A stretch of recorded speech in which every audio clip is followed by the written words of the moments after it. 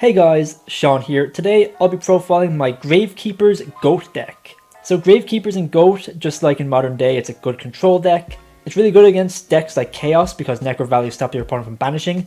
Necrovalley is the key card in this deck. It's a good defensive control deck, really good in GOAT format, definitely an underrated pick. So let's get right into the profile. To begin with, we have 3 copies of your Gravekeeper's Spy, one of your best cards in the deck.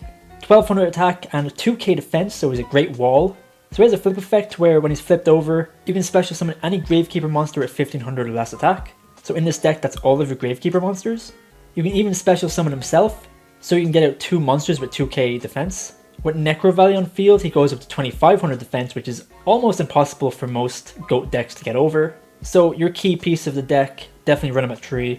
Watch out for cards like Nobleman of Crossout, because if they target this card and then they banish it, they get to banish all copies in the deck. So be careful of that, but otherwise 3 copies is amazing. Next up, 3 copies of your Gravekeeper's Guard, 1900 defense. When he's flip summoned, you can target a monster on the field and return it to the hand.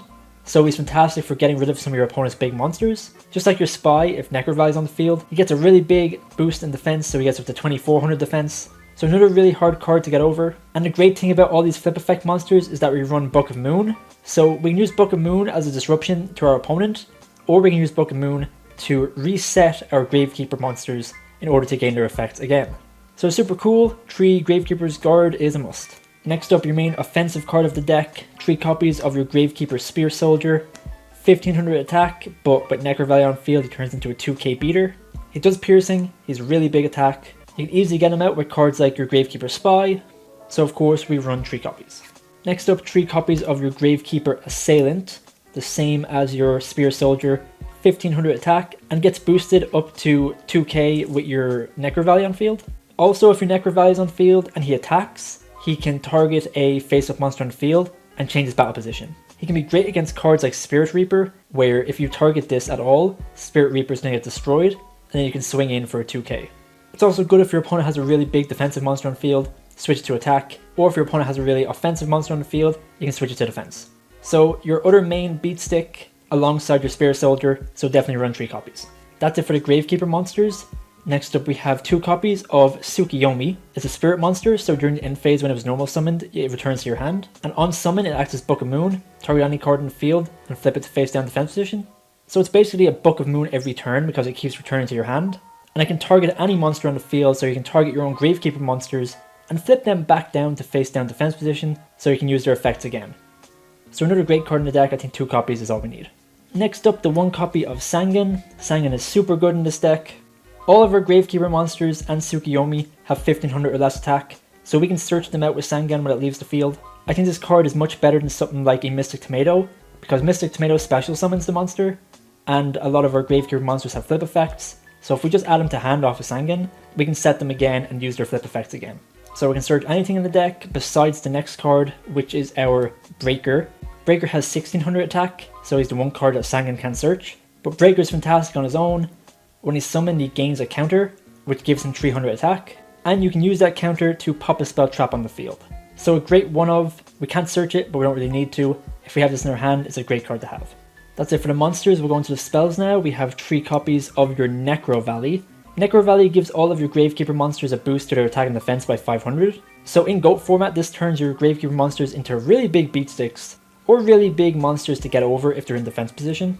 But the main use of Necrovalley is that it prevents you and your opponent from banishing monsters from the grave.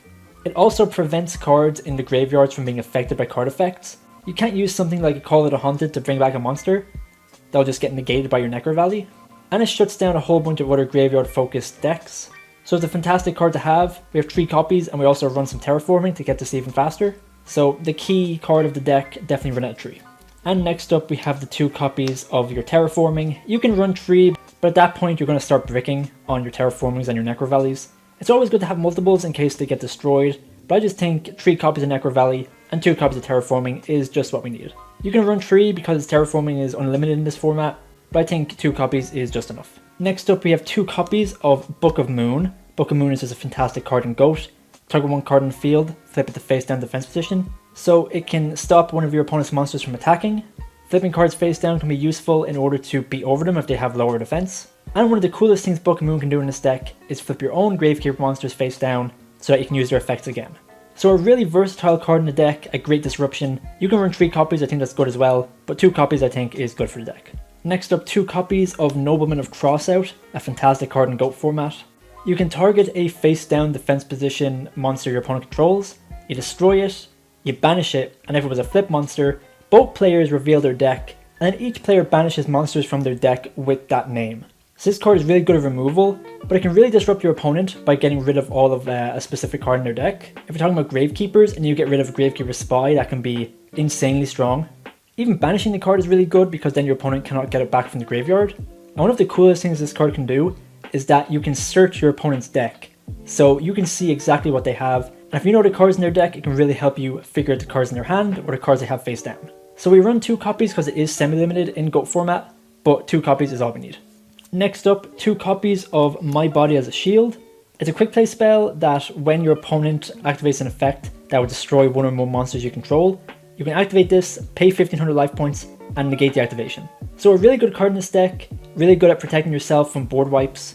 Even trap cards like Sakuretsu Armor this can protect you from. Since Gravekeepers naturally have such big defense and are so hard to get over, your opponent will really be relying on using cards like Sakuretsu Armor, Mirror Force even, any card that destroys your monsters by card effect, and My Body can protect them, so that's really, really good. It's also a quick play, which is really cool, so you can activate this whenever, so 2 copies is pretty nice. Next up, 1 MST, quick play, spell trap removal, only 1 copy because this is GOAT format. Destroying anything on the field is fantastic. It even has some niche uses, for example in the live duel Luke and I did. Gravekeeper's Assailant. Okay. He's 2k because of Necrovalley. I'm gonna flip up Ring of Destruction. No! So the original text says destroy 1 face-up monster and inflict damage equal to destroyed monster's attack. Okay, I will change to this. Okay. MST, pop my Necrovalley. Oh my god. So he's down to 1500. Okay. So we'll both take 15. We'll both take 15. Oh my god. Okay, I'm a genius. I'm so glad I held on to that. That was... Oh my god. Okay. That was insane. He used Ring of Destruction, destroying one of my Gravekeeper monsters, which would have killed me, but then I chained Mystical Space Typhoon, targeted my own Necrovalley. Necrovalley was destroyed, and I took less damage from Ring of Destruction, destroying my Gravekeeper monster. So it has a lot of unique applications. Depending on the matchup, it can be really helpful. So 1 copy is very nice. Next up, Pot of Greed. I'm not sure what this card does, but every GOAT deck plays it, so I think it's pretty decent. Alongside your Graceful Charity, again, I think it might be a bit better than Pot of Greed. Everyone runs them, so you might as well run them as well. Haha, funny Pot of Greed joke, let's go. For the final spell, we have Delinquent Duo. So Delinquent Duo, one of the strongest GOAT format staples. You pay 1k, your opponent randomly discards 1 card from their hand, and then they have to discard another one, because that's a fair card. It's a one-of, but it's a fantastic card. If you draw this, you're pretty much going to win the duel. Finally, onto the traps, we have 1 copy of Rite of Spirit. This is a Gravekeeper specific card. It is essentially a Call of the Haunted, but it can play through Necrovalley. You target 1 Gravekeeper monster in your graveyard and special summon it, and it specifically is not affected by the effect of Necrovalley. So a really good way to get back your Gravekeeper monsters. Unfortunately, it can't summon them in face down defense, but getting them back is really good. It can give you the advantage over your opponent because they won't be able to special summon from the graveyard, but you will, so 1 copy is very nice. Next up, Ring of Destruction. Works a bit differently in GOAT format. You target 1 monster your opponent controls, both players take damage equal to its attack. In modern day, you can't use this if it would kill your opponent, but back in GOAT format, you can activate this card if your opponent has a little bit of life points left, destroy 1 of their monsters, and if it does enough damage, it will kill them. So great card to have, great as removal, but also great to burn your opponent, so we gotta love the 1 copy. Next up, 1 Dust Tornado. Target a spell trap on field, destroy it. Basically your second copy of MST, because back row removal can be very important. We're much more of a control deck, so even though this is a trap, it's still really good. And it can also set a spell trap from your hand. So if your opponent activates something like Delinquent Duo, you can activate Dust Tornado, pop a spell trap, and then set 1 card from your hand, meaning that it won't get discarded by Delinquent Duo. So that's pretty cool. 1 copy of Dust Tornado, very nice. Next up, 2 copies of Compulse. Target 1 monster in the field and return it to the hand. Again, it can target both your opponents and your own monsters. So if you want to bring back something like a Gravekeeper's Guard that was already flipped, you can return it to your hand, set it again, and you can use the flip effect again. to bounce around your opponent's monsters. You can even do this with your Spy, so you can get more Gravekeeper monsters on the field with its flip effect. Just a great card to have, great disruption. If your opponent uses a lot of resources in getting out a big boss monster, this can bounce it back to hand and then they've basically wasted those resources. So great card in control decks, 2 copies is very good. Next up, 1 copy of Mirror Force. It's at 1 but for a reason. When your opponent declares an attack, you can destroy all attack position monsters your opponent controls. This can be a really good way to turn around a game if your opponent has a bunch of monsters on field. You can destroy them all.